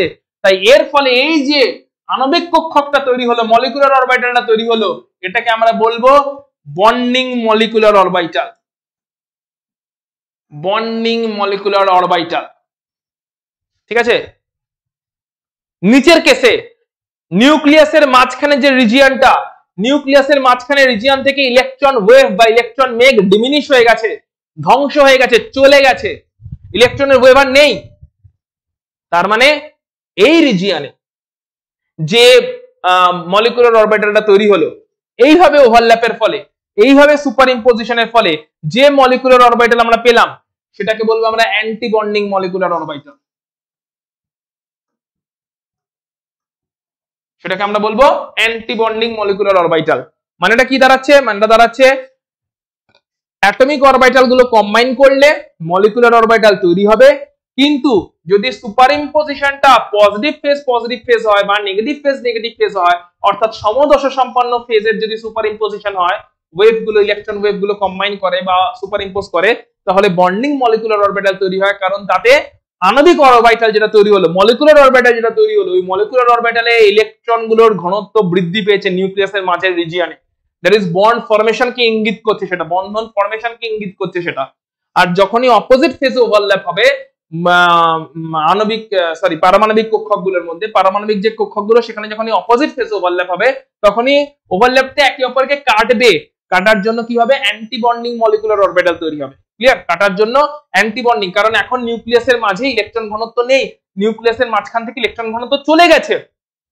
এই যে চলে গেল, এই রিজিয়নটাকে বলা হয় নোড বা নোডাল প্লেন। অর্থাৎ যে অঞ্চলে নিউক্লিয়াসের ঘনত্ব একদম থাকে না তাকে বলা হয় নোড বা নোডাল প্লেন। দেখা যাচ্ছে ক্লিয়ারলি অ্যান্টি বন্ডিং মলিকুলার অরবিটালে দুটো নিউক্লিয়াসের মাঝখানে যখন দুটো 1s অরবিটাল ওভারল্যাপ করেছে, কিন্তু অ্যান্টি বন্ডিং ওয়েতে ওভারল্যাপ করেছে, মানে অপোজিট দশার অরবিটাল গুলো একে অপরের সঙ্গে ওভারল্যাপ করেছে, তখন সেই অবস্থাতে কি হয়েছে যে দুটো নিউক্লিয়াসের মাঝখানে একটা ইলেকট্রনহীন জোন তৈরি হয়েছে, একটা ইলেকট্রন শূন্য জোন তৈরি হয়েছে। ঠিক আছে, এই জোনটাতে কিন্তু কোনো ইলেকট্রন নেই, ইলেকট্রন ওয়েভ যেটা ছিল সেটা ডিমিনিশ হয়ে গেছে, এটা ধ্বংস হয়ে গেছে, কারণ অপোজিট দশার ওয়েভ গুলো কম্বাইন করেছিল বলে। তো ধ্বংস হয়ে যাওয়ার জন্য এই জোনটাকে বলা হবে নোড বা নোডাল প্লেন। অর্থাৎ নোডাল প্লেনটা কোনটা? নিউক্লিয়াসের মাঝের যে অঞ্চলের মধ্যে ইলেকট্রনের কোনো অস্তিত্ব পাওয়া যাচ্ছে না, ইলেকট্রনের ঘনত্ব শূন্য, সেই অঞ্চলটাকে বলা হচ্ছে নোড বা নোডাল প্লেন। সো এইভাবে আমরা দেখতে পেলাম ক্লিয়ারলি কেমন করে বন্ডিং মলিকুলার অরবিটাল আর অ্যান্টি বন্ডিং মলিকুলার অরবিটালটা তৈরি হচ্ছে। এবার এটা আমরা এস অরবিটালের জন্য দেখেছি, তাই তো? এস এর জন্য দেখেছি, আমরা এই জিনিসটা পি অরবিটালের জন্য দেখেনি। পি এর জন্য দেখো, পি কি বলছে দেখো, পি এর জন্য দেখে নাও। সো দেখতেই পাচ্ছ এইখানে এটা একটা পি অরবিটাল, এখানে মাঝখানে নিউক্লিয়াস আছে। সো মাঝখানে this are the nucleus zone. Clearly বলো এখানে কি হচ্ছে, কনস্ট্রাকটিভ ইন্টারফারেন্স হচ্ছে না ডিস্ট্রাকটিভ ইন্টারফারেন্স হচ্ছে? সো দেখেই বোঝা যাচ্ছে, আর তো বলতে লাগবে না, তুমি সেলফ ডিপেন্ডেন্ট হয়ে গেছো। এখন ছবি দেখে তুমি সূর্য স্যার কেন যে কোনো ভিডিও ছাড়াই বলতে পারবে কোথায় কি হচ্ছে।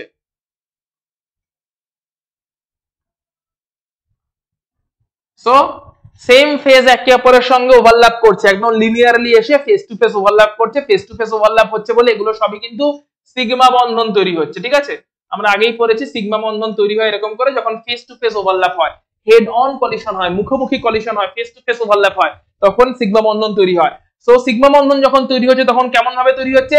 সিগমা বন্ধন তৈরি হওয়ার সময় বেসিক্যালি কি তৈরি হচ্ছে, যে পি অরবিটালের দুটো লোব, পি অরবিটালের দুটো লোব যারা কিনা সেম ফেজে ছিল, দুজনেই পিচ কালার। সো পিচ কালারটা মানে কালার দিয়ে এখানে ফেজটা বোঝানো হয়েছে, ঠিক আছে? কালারের থ্রু দিয়ে সেম ফেজটা বোঝানো হয়েছে।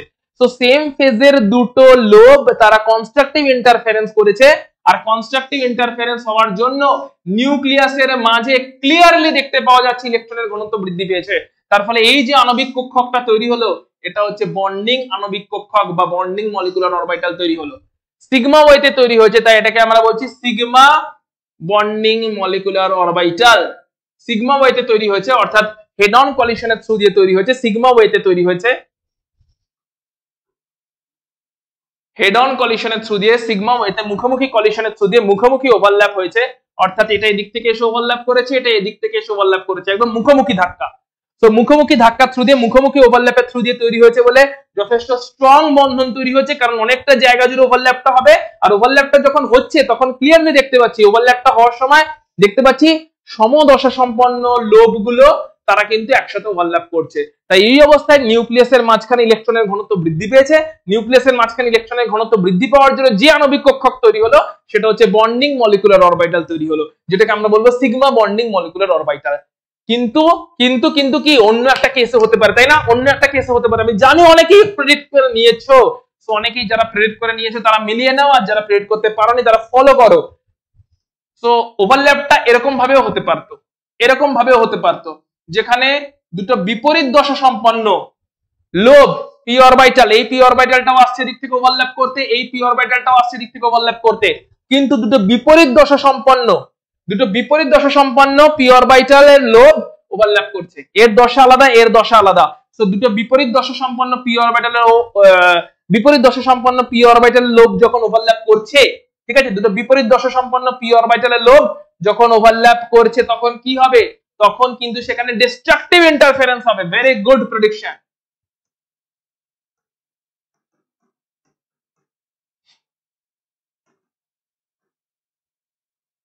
আর ডিস্ট্রাকটিভ ইন্টারফারেন্স যদি হয় তাহলে কি হবে? নিউক্লিয়াসের মাঝখান থেকে ইলেকট্রনের ঘনত্ব চলে যাবে। নিউক্লিয়াসের মাঝখান থেকে ইলেকট্রনের ঘনত্ব দেখো ক্লিয়ারলি চলে গেছে, নোড তৈরি হয়েছে দুটো নিউক্লিয়াসের মাঝখানে। এই যে আণবিক কক্ষকটা, ঠিক আছে, এই যে পুরো আণবিক কক্ষকটা, ঠিক আছে, এই পুরো আণবিক কক্ষকটাকে কি বলবো? Anti bonding molecular orbital. এটা যেটা তৈরি হলো, এটা হচ্ছে অ্যান্টি বন্ডিং মলিকুলার অরবিটাল তৈরি হয়েছে, ঠিক আছে। এইখানে যে কক্ষকটা তৈরি হয়েছিল আণবিক কক্ষকটা, ওটা ছিল বন্ডিং মলিকুলার অরবিটাল, ওটাকে বলেছিলাম সিগমা ওয়েতে। দেখো এটাও সিগমা ওয়েতেই তৈরি হচ্ছে, একদম মুখোমুখি ওভারল্যাপ হয়েছে, সিগমা ওয়েতেই কিন্তু তৈরি হচ্ছে, মুখোমুখি ওভারল্যাপ হচ্ছে, ঠিক আছে। দুটোই কিন্তু সিগমা বন্ধনেরই দুটো প্রকারভেদ চলছে। সো সিগমা ওয়েতে মুখোমুখি ভাবে যখন ওভারল্যাপ হলো, কিন্তু সমদশাগুলোর মধ্যে ওভারল্যাপ হলো, বন্ডিং মলিকুলার অরবিটাল তৈরি হলো। কারণ সমদশার মধ্যে ওভারল্যাপ যদি হয় সেখানে অ্যাম্পলিটিউড বৃদ্ধি পায়, ইলেকট্রনের ঘনত্ব বৃদ্ধি পায়। নিউক্লিয়াসের মাঝখানে ইলেকট্রনের ঘনত্ব বৃদ্ধি পাওয়া মানে সেটা বন্ধনের ফরমেশনকে ইন্ডিকেট করে, বন্ধনের ফরমেশনকে ইঙ্গিত করে, অর্থাৎ বন্ধন এখানে ফর্ম হলো, এইভাবে ওভারল্যাপ হলো বলে বন্ধনটা ফর্ম হলো। যখনই সমদশা সম্পন্ন অরবিটাল গুলো একে অপরের সঙ্গে ফেস টু ফেস ওভারল্যাপ করলো তখন কি হলো? সেটা বন্ধন ফরমেশনকে ইঙ্গিত করলো, কারণ সমদশা সম্পন্ন অরবিটাল গুলো ওভারল্যাপ করার জন্য সেখানে কনস্ট্রাকটিভ ইন্টারফারেন্স হয়েছে, ইলেকট্রনের ঘনত্ব বৃদ্ধি পেয়েছে নিউক্লিয়াসের মাঝখানে। কিন্তু যদি বিপরীত দশা সম্পন্ন অরবিটাল গুলো একে অপরের সঙ্গে ওভারল্যাপ করতো, এরাও মুখোমুখি ওভারল্যাপ করছে, কিন্তু যেহেতু বিপরীত দশা সম্পন্ন অরবিটাল গুলো একে অপরের সঙ্গে ওভারল্যাপ করছে, তার মানে যেখানে ওভারল্যাপ হচ্ছে দুটো নিউক্লিয়াসের মাঝখানে যে জোনটাতে ওভারল্যাপ হচ্ছে সেইখান থেকে ওয়েভের ডিস্ট্রাকটিভ ইন্টারফারেন্স হবে, ওয়েভটা ডিমিনিশ হয়ে যাবে, ইলেকট্রন মেঘের ঘনত্ব কমে যাবে। ইলেকট্রন মেঘের ঘনত্ব যদি নিউক্লিয়াসের মধ্যবর্তী অঞ্চল থেকে কমে যায়, সেটা কি বন্ধনের তৈরি হওয়াকে ইঙ্গিত করে? অবশ্যই নয়, সেটা বন্ধন তৈরি না হওয়াটাকে ইঙ্গিত করে, যেটা কিনা অ্যান্টি বন্ডিং মলিকুলার অরবিটাল। তার মানে ক্লিয়ারলি এখান থেকে বুঝতে পারছি, দুটো পয়েন্ট ভালো করে মাথায় ঢুকিয়ে নাও, ক্লিয়ারলি বুঝতে পারছি যখন অ্যাটমিক অরবিটাল গুলো কম্বাইন করে তখন দুই রকম পসিবিলিটি হতে পারে। অ্যাটমিক অরবিটাল কম্বাইন করার সময় দুই রকম পসিবিলিটি হতে পারে।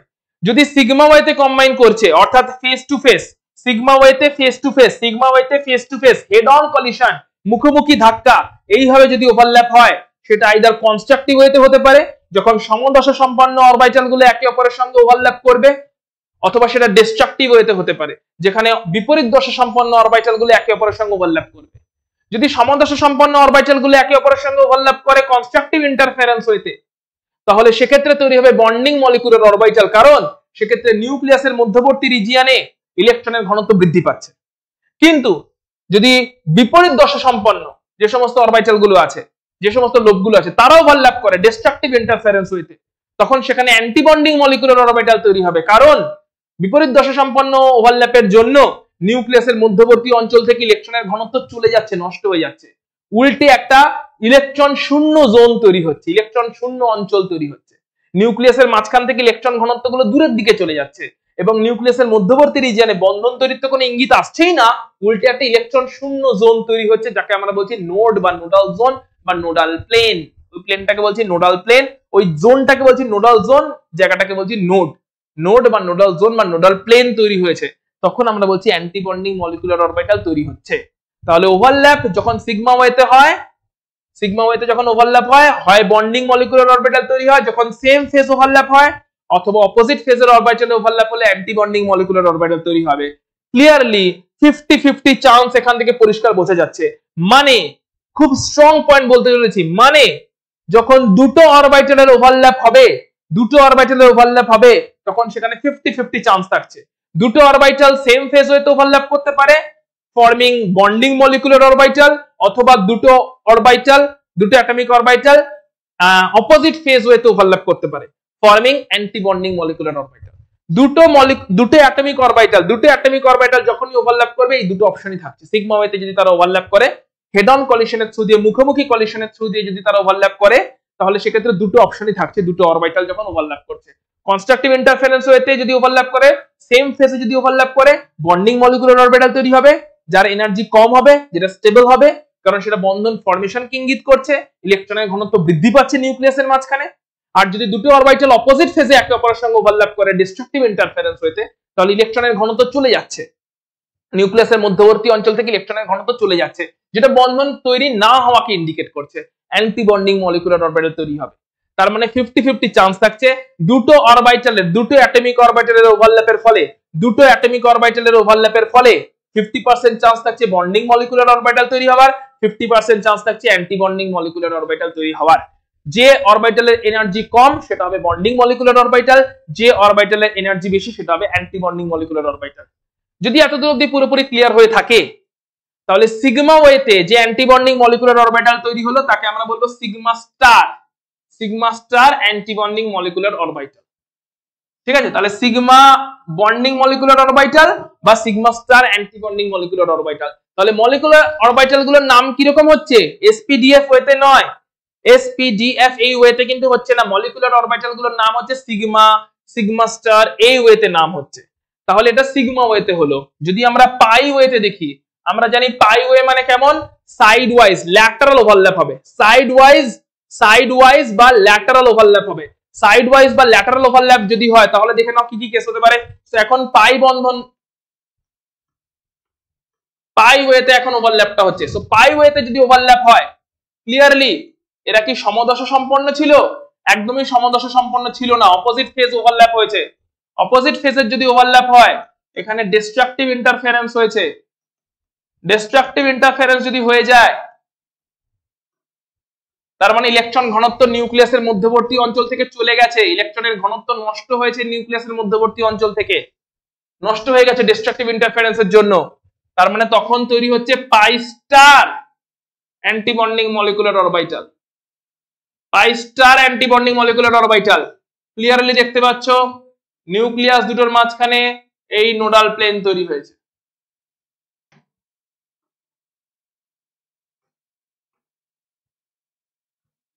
ক্লিয়ারলি দেখতে পাচ্ছ, ক্লিয়ারলি তোমরা ক্লিয়ারলি এখান থেকে দেখতে পাচ্ছ নিউক্লিয়াসের মাঝখানে, ক্লিয়ারলি তোমরা কি দেখতে পাচ্ছ নিউক্লিয়াসের মাঝখানে তৈরি হচ্ছে নোডাল প্লেন। সো নিউক্লিয়াস দুটোর মাঝখান থেকে ইলেকট্রনের ঘনত্ব চলে গেছে, নিউক্লিয়াস গুলো থেকে ইলেকট্রনের ঘনত্ব দূরের দিকে চলে যাচ্ছে, ঠিক আছে। সো নোডাল প্লেন তৈরি হয়েছে, অ্যান্টিবন্ডিং মলিকুলার অরবিটাল তৈরি হয়েছে। যেহেতু পাই ওয়েতে ওভারল্যাপটা হয়েছে, এই ওভারল্যাপটা সাইড ওয়াইজ ওয়েতে হয়েছে। হেড অন, এটা কি হেড অন কলিশন, মুখোমুখি ওভারল্যাপ হয়েছে না, সাইড ওয়াইজ ওয়েতে ওভারল্যাপ হয়েছে। সো সাইড ওয়াইজ ওয়েতে যখনই ওভারল্যাপ হয়েছে, একদম সাইড ওয়াইজ, ঠিক আছে, পাশাপাশি বা সাইড ওয়াইজ ওয়েতে ওভারল্যাপ হয়েছে, পাশাপাশি বা সাইড ওয়াইজ ওয়েতে ওভারল্যাপ হওয়ার জন্য পাই বন্ধন তৈরি হচ্ছে। কিন্তু পাই এর কোন বন্ধন? পাই এর বন্ডিং মলিকুলার অরবিটাল তৈরি হচ্ছে, কারণ সাইড ওয়াইজ ওয়েতে এমন ভাবে ওভারল্যাপ হয়েছে যেখানে ডিস্ট্রাকটিভ ইন্টারফারেন্স হচ্ছে, যেখানে বিপরীত দশা সম্পন্ন লোবগুলো একে অপরের সঙ্গে ওভারল্যাপ করছে। তাই এইভাবে তৈরি হচ্ছে পাই ওয়েতে যেটা তৈরি হলো পাই, ঠিক আছে। সাইড ওয়াইজ পাই ওয়েতে যেটা তৈরি হলো সেটা হচ্ছে অ্যান্টিবন্ডিং মলিকুলার অরবিটাল তৈরি হলো, আমরা বললাম পাই স্টার। যদি একইভাবে এখন সমদশা সম্পন্ন পি অরবিটাল গুলো পাই ওয়েতে ওভারল্যাপ করে, তাহলে কি হবে? কনস্ট্রাকটিভ ইন্টারফারেন্স হবে। সমদশা সম্পন্ন যদি সমদশা সম্পন্ন পি অরবিটাল তারা একে অপরের সঙ্গে ওভারল্যাপ করছে, দেখতেই পাচ্ছ সমদশা সম্পন্ন পি অরবিটাল গুলো একে অপরের সঙ্গে ওভারল্যাপ করছে, কনস্ট্রাকটিভ ইন্টারফারেন্স হতে ওভারল্যাপ হবে। এই অবস্থায় কি হবে? সাইড ওয়াইজ ওভারল্যাপ করছে, সাইড ওয়াইজ মানেই হচ্ছে পাই ওয়েতে ওভারল্যাপ করছে। এই অবস্থায় কি হবে? নিউক্লিয়াসের মধ্যবর্তী অঞ্চল থেকে কি ইলেকট্রন ডেনসিটি কমে যাবে? না, নিউক্লিয়াসের মধ্যবর্তী অঞ্চলে ইলেকট্রনের ঘনত্ব বৃদ্ধি পাবে, ইলেকট্রনের ঘনত্ব বাড়বে। তার মানে এটা বন্ধন তৈরি হওয়া কি ইন্ডিকেট করছে। কেমন ভাবে বন্ধনটা তৈরি হলো? পাই ওয়েতে, তাই এটাকে বলবো আমরা বন্ডিং মলিকুলার অরবিটাল। পাই ওয়েতে তৈরি হলো, তাই পাই বন্ডিং মলিকুলার অরবিটাল বলবো। ক্লিয়ারলি কোন মলিকুলার অরবিটালের এনার্জি বেশি? যেটা অ্যান্টিবন্ডিং মলিকুলার অরবিটাল, যেখানে বন্ধন তৈরির ইঙ্গিত নেই, সেখানে এনার্জি বেশি, কারণ সেটা কম সুস্থিত। বন্ধন তৈরির ইঙ্গিত নেই, কম সুস্থিত, তাই সেখানে এনার্জি বেশি, কারণ এখানে বন্ধন তৈরির কোনো ইঙ্গিত নেই। আর যেখানে বন্ধন তৈরির ইঙ্গিত আছে, যেখানে বন্ধন তৈরির ইঙ্গিত আছে সেটা কিন্তু বেশি সুস্থিত, ঠিক আছে। বন্ধন তৈরির ইঙ্গিত যেখানে আছে সেটা বেশি সুস্থিত, সেটা হচ্ছে পাই বন্ডিং মলিকুলার অরবিটাল। আর এইভাবে তৈরি হলো পাই স্টার অ্যান্টিবন্ডিং মলিকুলার অরবিটাল। তাহলে আশা করি এখনো অবধি এটা ক্লিয়ার হয়ে গেছে যে কেমন করে আণবিক কক্ষক বা মলিকুলার অরবিটাল গুলো তৈরি হচ্ছে পারমাণবিক অরবিটাল গুলোর ওভারল্যাপের ফলে। একটা ছোট্ট সামারি বলে দিচ্ছি যে পারমাণবিক কক্ষক গুলো দুভাবে মেইনলি ওভারল্যাপ করছে, আইদার সিগমা ওয়েতে মুখোমুখি অথবা পাই ওয়েতে পাশাপাশি। মুখোমুখি ওভারল্যাপ আবার দুই রকম ভাবে হচ্ছে, সমদশা সম্পন্ন ওভারল্যাপ গুলো হচ্ছে, সমদশা সম্পন্ন লোবগুলো বা কক্ষকগুলো এসে ওভারল্যাপ করছে, তার ফলে বন্ডিং মলিকুলার অরবিটাল তৈরি হচ্ছে, অথবা বিপরীত দশা সম্পন্ন কক্ষকগুলো এসে ওভারল্যাপ করছে, তার ফলে অ্যান্টি বন্ডিং মলিকুলার অরবিটাল তৈরি হচ্ছে, সিগমা আর সিগমা স্টার। একইভাবে পাই ওয়েতে যখন ওভারল্যাপ হচ্ছে, পাশাপাশি ওভারল্যাপ হচ্ছে, তখন সমদশা সম্পন্ন যদি সমদশা যে সমস্ত আছে সেই অরবিটাল গুলো, সমদশাওয়ালা অরবিটাল গুলো যাদের দশা সেম, দশা মানে হচ্ছে ফেজ, ঠিক আছে, phase same phase, so same phase বা সমদশা সম্পন্ন পি অরবিটাল গুলো যখন ওভারল্যাপ করছে পাশাপাশি, তখন হচ্ছে পাই বন্ডিং মলিকুলার অরবিটাল তৈরি হচ্ছে, যদি সেখানে কনস্ট্রাকটিভ ইন্টারফারেন্স হচ্ছে, অথবা যদি pi star anti bonding molecular orbital তৈরি হবে যদি অপোজিট ফেজ ওয়ালা যে সমস্ত পি অরবিটাল গুলো আছে, বিপরীত দশা সম্পন্ন যে সমস্ত পি অরবিটাল গুলো আছে তাদের মধ্যে যদি এখন ওভারল্যাপ হয় ডিস্ট্রাকটিভ ইন্টারফারেন্সের থ্রু দিয়ে পাই স্টার অ্যান্টি বন্ডিং অরবিটাল তৈরি হচ্ছে। তো সিগমা স্টার পাই স্টার এইগুলোই হচ্ছে তাহলে মলিকুলার অরবিটাল। এসপিডিএফ নয়, সিগমা বা সিগমা স্টার, পাই বা পাই স্টার। সিগমা ওয়েতে হয় সিগমা স্টার, পাই ওয়েতে হয় পাই বা পাই স্টার, এগুলোই হচ্ছে মলিকুলার অরবিটাল। এবার এই অরবিটাল গুলো প্রত্যেকটা ইন্ডিভিজুয়াল অ্যাটমিক অরবিটালের ওভারল্যাপের ফলে তৈরি হবে। যেমন 1s যদি ওভারল্যাপ হয় তাহলে একটা সিগমা 1s হবে, একটা সিগমা অ্যান্টি বন্ডিং 1s হবে। 2s যদি ওভারল্যাপ হয়, কারণ 2s গুলো কি অ্যাটমিক অরবিটাল, তাদের মধ্যে ওভারল্যাপ হলে কি হবে? Molecular orbital. সো 2s অরবিটালে যদি ওভারল্যাপ হয়, একটা অ্যাটমের 2s অরবিটাল অন্য অ্যাটমের 2s অরবিটাল তাদের মধ্যে ওভারল্যাপ হচ্ছে, তাহলে ক্লিয়ারলি সেগুলো সিগমা ওয়েতে হবে। সিগমা বন্ডিং অরবিটাল তৈরি হবে, সিগমা অ্যান্টি বন্ডিং অরবিটাল তৈরি হবে। সেরকম ভাবে মলিকুলার অরবিটালের ডেভেলপমেন্টটা হচ্ছে।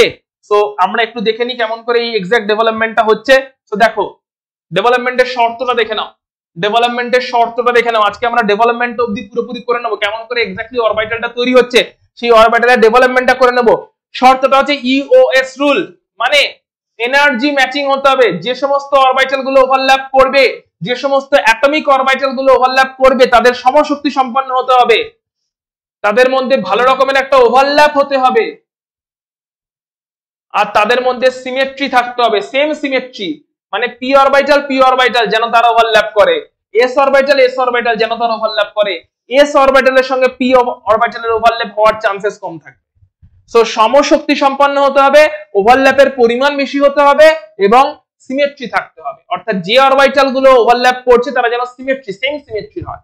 পি অরবিটালের সঙ্গে যেন পি অরবিটালই ওভারল্যাপ করে, সিগমা ওয়েতে করুক বা পাই ওয়েতে করুক। এস অরবিটালের সঙ্গে যেন এস অরবিটালই ওভারল্যাপ করে, সিগমা ওয়েতেই করবে তারা সেক্ষেত্রে। কিন্তু এস অরবিটালের সঙ্গে পি অরবিটালের ওভারল্যাপ এটা অতটা দেখা যায় না, কারণ সেখানে সিমেট্রি পয়েন্টটা ম্যাচ করে না।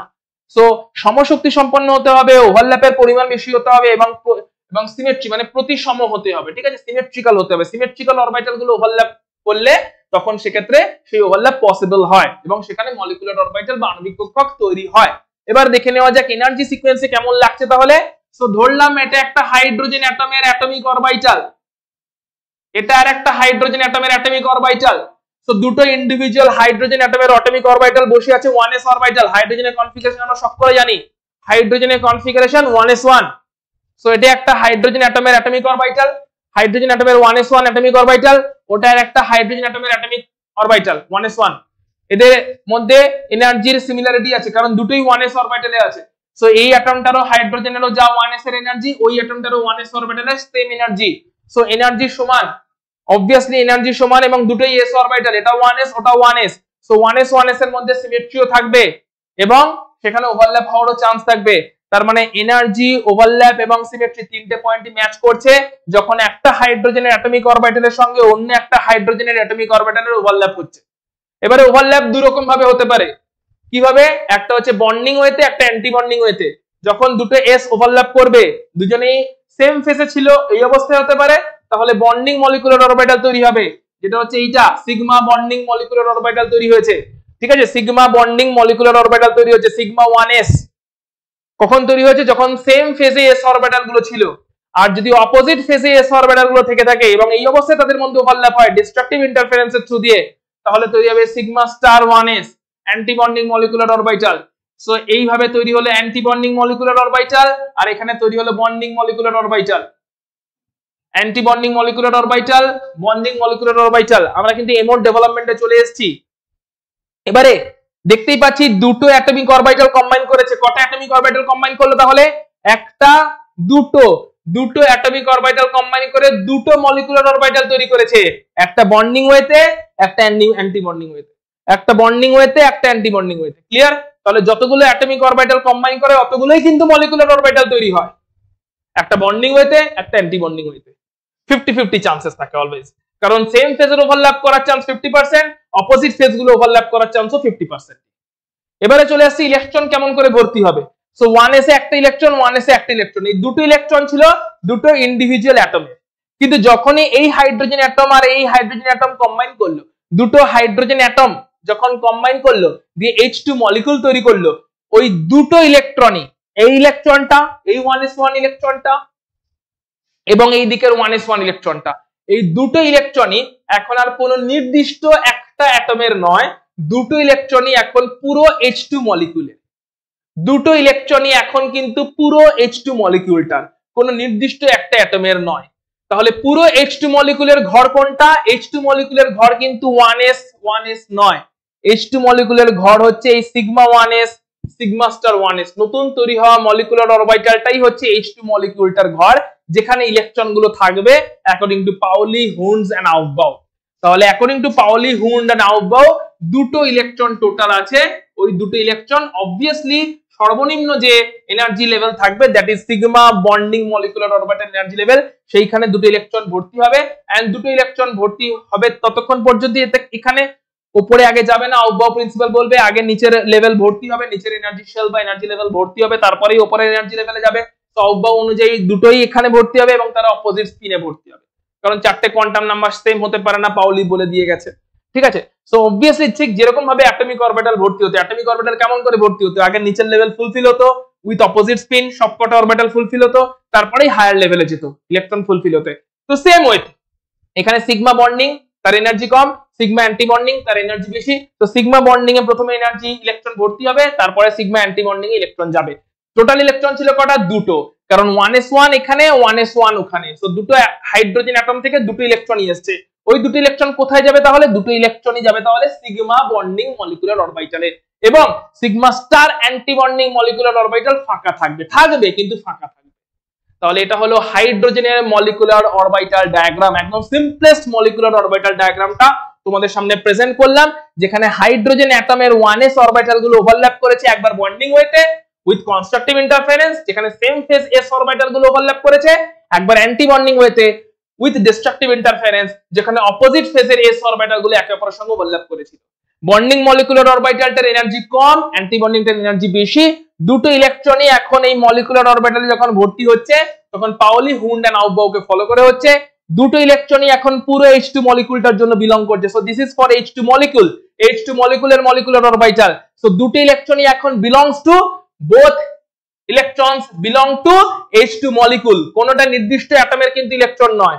H2 মলিকুলের মধ্যে এই ইলেকট্রনটা কোন অ্যাটমের, ওই ইলেকট্রনটা কোন অ্যাটমের বলা পসিবল নয়। সো H2 মলিকুলেরই এখন দুটো ইলেকট্রনই এখন H2 মলিকুলের, যারা সিগমা বন্ডিং অরবিটালটাতে প্রেজেন্ট আছে, অ্যান্টি বন্ডিংটা ফাঁকা আছে। সো আই হোপ এতদূর পর্যন্ত তোমরা মলিকুলার অরবিটালের ডায়াগ্রামটা, কেমন করে ফান্ডামেন্টালি ডায়াগ্রামটা রেডি হবে সেই সম্পর্কে ক্লিয়ার কাট ধারণা তোমাদের মনে তৈরি হয়ে গেছে।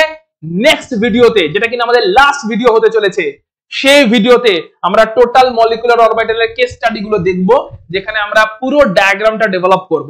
1s অরবিটালের সঙ্গে 1s ওভারল্যাপ হলে কেমন হয়, 2s ওভারল্যাপ হলে কেমন হয়, 2p গুলো ওভারল্যাপ হলে কেমন হয়, এইভাবে পুরো ডায়াগ্রামটাকে 1s 2s 2p নিয়ে পুরো ডায়াগ্রামটাকে ডেভেলপ করব, এবং সেখানে প্রত্যেকটা অ্যাটমের তারা যখন কম্বাইন করছে, O কম্বাইন করে O2 তৈরি করছে, N কম্বাইন করে N2 তৈরি করছে, F কম্বাইন করে F2 তৈরি করছে। সো যখনই বিভিন্ন অ্যাটম গুলো কম্বাইন করে মলিকুল তৈরি করছে, তখন টোটাল মলিকুলার অরবিটালটা কেমন ভাবে ডিজাইন হচ্ছে সেই পুরো স্টাডিটা করব, যেটা আমাদের লাস্ট পার্টে আসতে চলেছে। সো খুবই তাড়াতাড়ি লাস্ট পার্ট এসে যাবে, এবং তোমরা ভালো করে প্রিপারেশনস নেওয়া চালু রাখো। পুরো কেমিক্যাল বন্ডিং অলমোস্ট 95% কমপ্লিট, আর জাস্ট একটুখানি বাকি আছে। তোমরা কিন্তু টিকে থেকো, তোমরা কিন্তু লড়াই ছেড়ো না, কারণ আর মাত্র 20 দিন বাকি আছে। 20-25 দিনের মধ্যে তোমাদেরকে পুরো জিনিসটা প্যাকআপ করে দিতে হবে, প্যাকআপ করে ফেলতে হবে। এমসিকিউজ এরও সিরিজ আসছে, তোমরা এমসিকিউজ গুলো দেখো। আরো বেশ কিছু এমসিকিউ হটস্পট নিয়ে তোমাদের সঙ্গে কিন্তু দেখা হবে আবারও, ঠিক আছে? আরো ক্লাসেস আসছে যেখানে আমরা প্রত্যেকটা চ্যাপ্টারের উপর আমি এমসিকিউ হটস্পট নিয়ে ডিসকাশন করেছি।